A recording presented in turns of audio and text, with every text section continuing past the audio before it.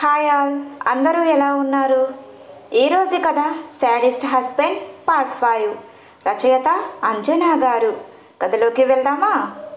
మయూరి అన్న మాటలు అంటున్నా అమృత మౌనంగా నిలబడి ఉంటే మయూరి కోపంగా అమృత చెంప మీద కొడుతుంది. అదే టైంకి సూర్య రూమ్ డోర్ ఓపెన్ చేస్తున్నట్లు సౌండ్ రావడంతో అమృత చెయ్యి పట్టుకొని అమృత చేతితో తన చెంప మీద తానే కొట్టుకుని కింద పడిపోతుంది. అప్పుడే రూమ్లోకి అడుగుపెట్టిన సూర్య మయూరి కింద పడటం చూసి ఫాస్ట్గా వెళ్ళి తనని కింద పడకుండా పట్టుకొని అమృత వైపు కోపంగా చూస్తూ తన దగ్గరికి అడుగులు వేస్తాడు. అమృత భయంగా వణికిపోతూ అలాగే సూర్య వైపు చూస్తుంది. మయూరి, చూసావా బావా ఇది నన్ను ఎలా కొట్టిందో? దీనికి నేనంటే ఇష్టం లేదు. నీకు ఫస్ట్ నుంచి చెప్తూనే ఉన్నా ఇది ఇంటికి తగ్గ కోడలు కాదు అని.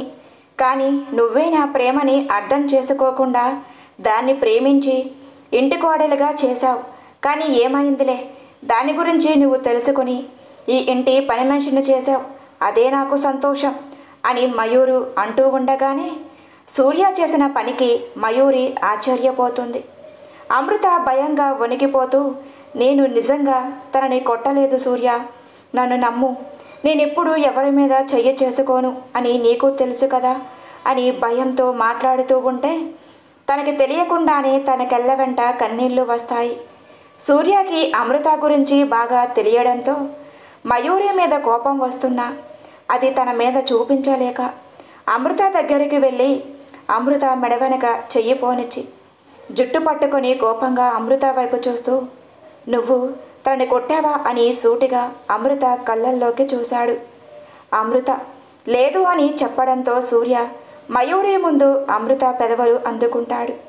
మయూరి కోపంగా, బావా ఏం చేస్తున్నావు అని అరుస్తున్నా సూర్య మయూరి అరుపులు పట్టించుకోకుండా అమృత పెదవుల మీద దాడి చేస్తున్నాడు.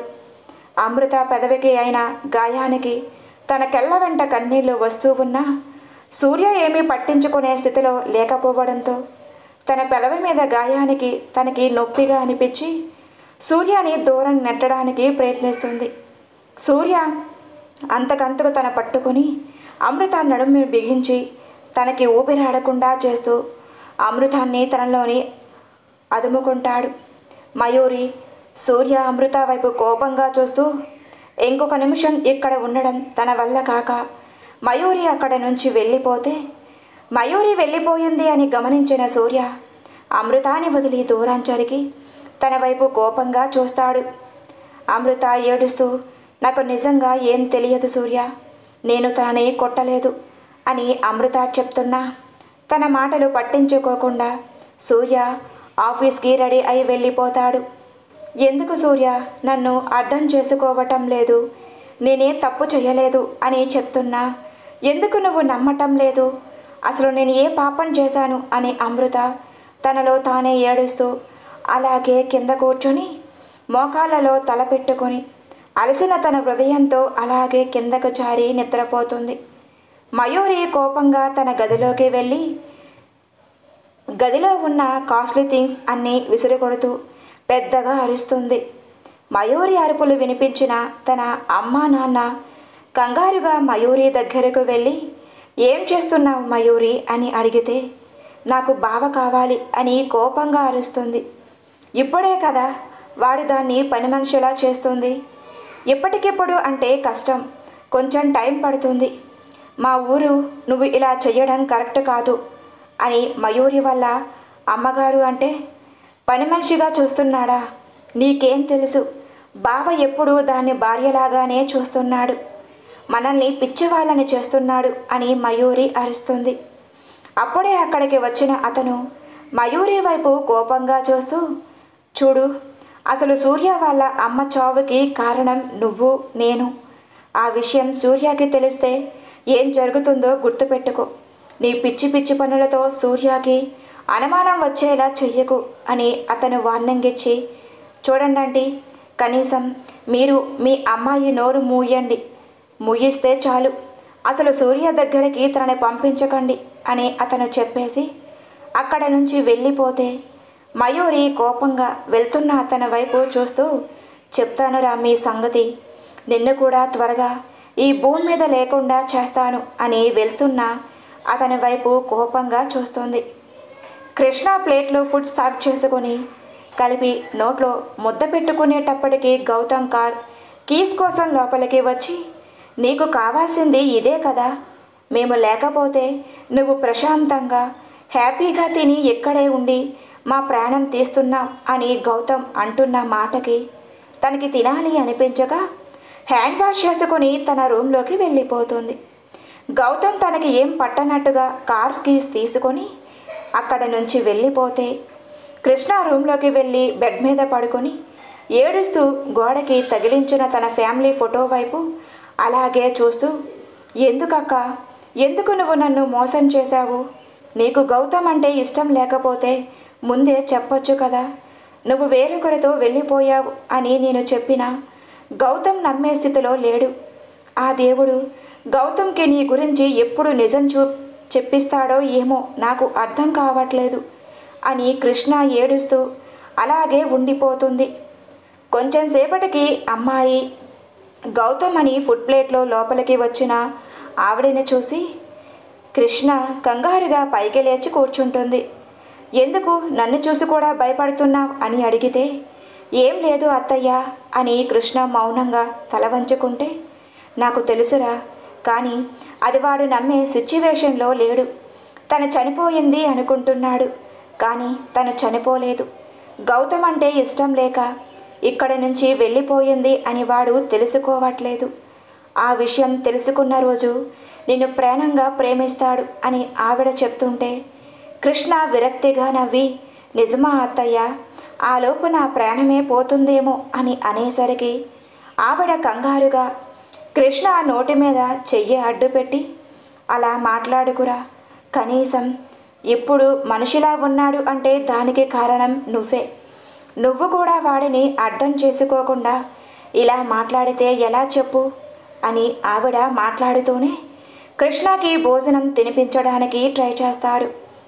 ఆయన అన్న మాటలకి, నా ఆకలి ఎప్పుడో చచ్చిపోయింది అత్తయ్య, నాకు వద్దు, ప్లీజ్ మీరు బలవంతం పెట్టకండి అని కృష్ణ ఇంకొక మాట మాట్లాడకుండా అక్కడ నుంచి వాష్రూమ్లోకి వెళ్ళిపోతే ఆవిడ బాధగా, ఎందుకురా దాని మనసుని అంత బాధ పెడుతున్నావు? అదేం పాపం చేసింది? నీకోసం, నీ బిడ్డ కోసం కదా అది బ్రతుకుతుంది. దాని ప్రేమని నువ్వు ఎప్పుడు అర్థం చేసుకుంటావు? పోయిన దాని గురించి ఆలోచించి దీన్ని బాధ పెడుతున్నావు. దీని విలువ తెలిసేసరికి నువ్వు నీ జీవితాన్ని కోల్పోతావు. అది ఎందుకు అర్థం చేసుకోవట్లేదు అని ఆవిడ బాధగా అక్కడ నుంచి వెళ్ళిపోతారు. కృష్ణ బాత్రూంలో ట్యాప్ ఆన్ చేసి ఏడుస్తుంది. తన ఏడుపు సౌండ్ బయట ఉన్న వాళ్ళ అత్తగారికి వినిపించకూడదు అని పెద్దగా ఏడుస్తుంది. తనకి ఎంతకి ఏడుపు కంట్రోల్ కాకపోవడంతో షవర్ ఆన్ చేసి అలాగే నిలబడిపోతుంది. తన మనసు ప్రశాంతంగా అనిపించిన తరువాత తడిసిన బట్టల్లో రూమ్లోకి వచ్చి డ్రెస్ తీసుకుంటున్న సమయానికి గౌతమ్ రూమ్లోకి వస్తాడు. బయటకు వెళ్ళిన గౌతమ్ ఎప్పుడు వస్తాడో తెలియక తన పని తాను చేసుకుంటూ ఉన్న కృష్ణకి గౌతమ్ సడన్గా డోర్ తీసుకొని లోపలికి రావడం చూసి కృష్ణ కంగారుగా పారిపోతుంది. గౌతమ్ లోపలికి వచ్చి ఒక్కసారి కృష్ణ అని అలా చూసి అతనికి కోపం వచ్చి, కావాలనే ఇలా తడిచిన బట్టల్లో నాకు కనిపించి నన్ను నీ సొంతం చేసుకోవాలని సిగ్గు లేకుండా ఇలా ప్రవర్తిస్తున్నావు కాదు అని గౌతమ్ అనేసరికి కృష్ణ మనసు మరింత బాధపడుతుంది. తన నోరు తెరిచి ఏదో చెప్పేంతలో నిద్రపోయిన పాపని బెడ్ మీద వేసి అక్కడ నుంచి కోపంగా తనని చూస్తూ బాల్కనీలోకి వెళ్ళిపోతాడు. కృష్ణ వాష్రూమ్లోకి వెళ్ళి ఫాస్ట్గా డ్రెస్అప్ అయి బయటికి వచ్చి బాల్కనీలోకి వెళ్ళి మీరేమైనా తింటారా అని భయంగా అడుగుతుంది. అతను తన వైపు కోపంగా చూసి గెట్ లాస్ట్ అని అరిచేసరికి తనకి అక్కడ ఉండాలి అనిపించక హాల్లోకి వస్తుంది. హాల్లోకి వచ్చిన కోడల్ని చూసి ఏమయ్యింది అని అడిగితే, ఏం లేదు, కాఫీ కోసం వచ్చాను, మీరు కూడా తాగుతారా అని అడుగుతుంది. ఆవిడ ఏం మాట్లాడకపోవడంతో కృష్ణ మౌనంగా కిచెన్లోకి వెళ్ళి కాఫీ పెడుతుంది. కృష్ణ వెనకే వచ్చిన ఆవిడ కృష్ణ భుజం మీద చెయ్యి వేసి ఏమయ్యింది అని అడిగితే కృష్ణ అప్పటి వరకు తన కళ్ళ వెంట వస్తున్న కన్నీళ్లను అడ్డుకట్ట వెయ్యలేక అలాగే వదిలేస్తే ఆవిడ అలా అడిగేసరికి తన బాధంతా బయటికి తీరేలా అవన్నీ హత్తుకొని మౌనంగా ఉండిపోయింది.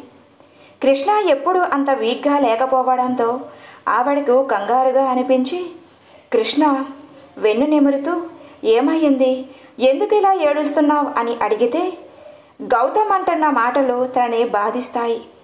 ఆ మాటలు తనకి కొత్త కాకపోయినా గౌతమ్ తనని అలా అంటున్న ప్రతిసారి ఎందుకు తనని తాను తక్కువ చేసుకుంటున్నట్లు అనిపించింది.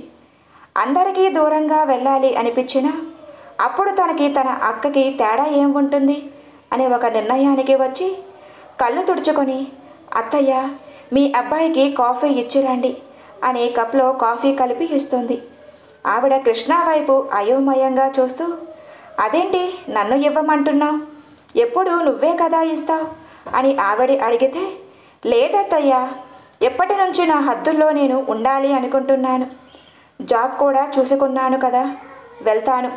ఇన్ని రోజులు అంటే మీకోసం పాప కోసం ఆగాను, కానీ ఇప్పుడు ఆయన సంపాదన తినడం నాకు ఇష్టం లేదు అని కృష్ణ చెప్పేసరికి ఆవిడ కంగారుగా నువ్వు అలా ఎలా అనుకుంటున్నావు కృష్ణ అని బాధగా అడుగుతారు. ముందు నుంచి కూడా నువ్వు సంపాదించిందే కదా తింటున్నావు, ఇంట్లో ఉండి ఉద్యోగం చేస్తున్నావు కదా అని ఆవిడే అడిగితే అవునత్తయ్య, కానీ నాకు ఇప్పుడు ఇంట్లో ఉండాలనిపించటం లేదు, ప్లీజ్ అర్థం చేసుకోండి, కొంచెం నా మైండ్ డైవర్ట్ చేసుకుంటాను అని కృష్ణ అడిగేసరికి సరేరా అని కాఫీ తీసుకొని గౌతమ్ దగ్గరికి వెళ్తుంది. జయలలిత గారు కాఫీ తీసుకొని రూమ్లోకి వెళ్ళేసరికి అక్కడ గౌతమ్ కనిపించకపోతే ఆవిడ బాల్కనీలో ఉంటారు అని అనుకుని కాఫీ తీసుకొని బాల్కనీలో 2 అడుగులు వేస్తే గౌతమ్ వెనక్కి తిరగకుండానే ఎన్నిసార్లు చెప్పాలి, ఎంత చెప్పినా నీకు సిగ్గుగా అనిపించట్లేదా, ఛీ ఇంత అసహించుకుంటున్నా, ఎలా నా జీవితంలోకి రావాలని చూస్తున్నావు, వెళ్ళిపో ఇక్కడి నుంచి అని గౌతమ్ అంటున్న మాటలు జయలలిత గారు కూడా మొదటిసారి ఆశ్చర్యం అనిపించినా ఇన్ని మాటలు అది ఎలా తట్టుకొని బ్రతుకుతుందో అర్థం కాక గౌతమ్ భుజం మీద చెయ్యి వేస్తుంది.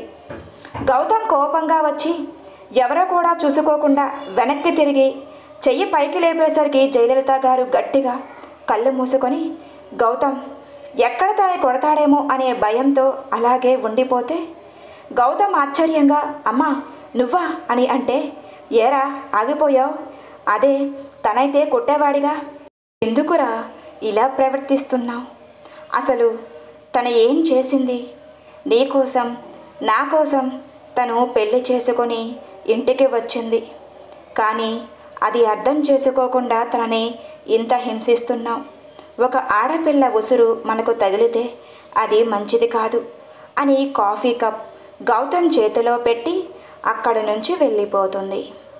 సౌమ్య ఇంటికి వచ్చేసరికి హాల్లో కూర్చొని ఉన్న మధుసూదన్ గారు కనిపిస్తారు. సౌమ్య ఏడుస్తూ ఆయన దగ్గరకు వెళ్ళి బాబాయ్ అని గట్టిగా పెద్దగా ఏడుస్తుంది సౌమ్య.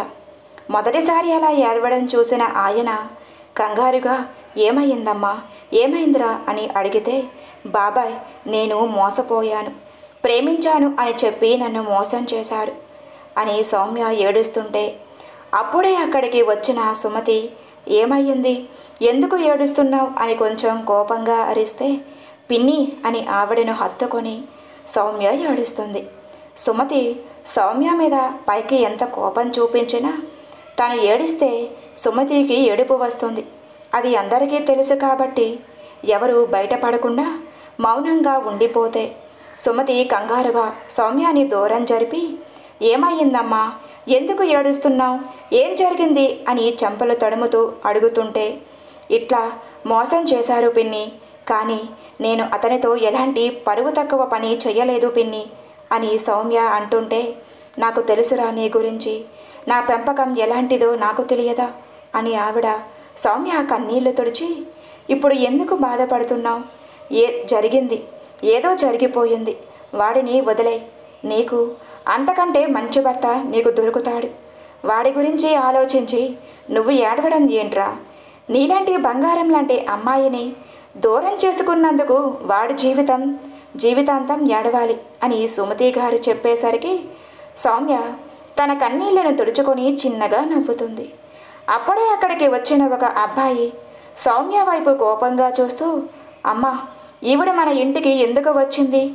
నేను చెప్పినా వినకుండా వెళ్ళినప్పుడు మళ్ళీ ఏ మొహం పెట్టుకొని మన ఇంట్లోకి వచ్చింది అని అతను అంటుంటే సౌమ్య అతని ఎదురుగా నిలబడి, ఏంట్రా నా వైపు చూసి మాట్లాడు, ఆవిడ ఈవిడ అంటున్నావు అని సౌమ్య అరుస్తున్నా ఆ అబ్బాయి సౌమ్య వైపు చూడకుండా, అమ్మా, ముందు తనని ఇక్కడి నుంచి వెళ్ళిపోమని చెప్పు అని కోపంగా అరుస్తాడు. స్టోరీ ఎలా ఉందో కామెంట్ రూపంలో తెలియచేయండి. Please like and subscribe for more videos. Stories ఇక ముందు డైలీ ఇస్తాను. ఎవరైనా మెంబర్షిప్ తీసుకోవాలి అనుకుంటే తీసుకోండి. ప్లీజ్ మీ సపోర్ట్ని అందించండి.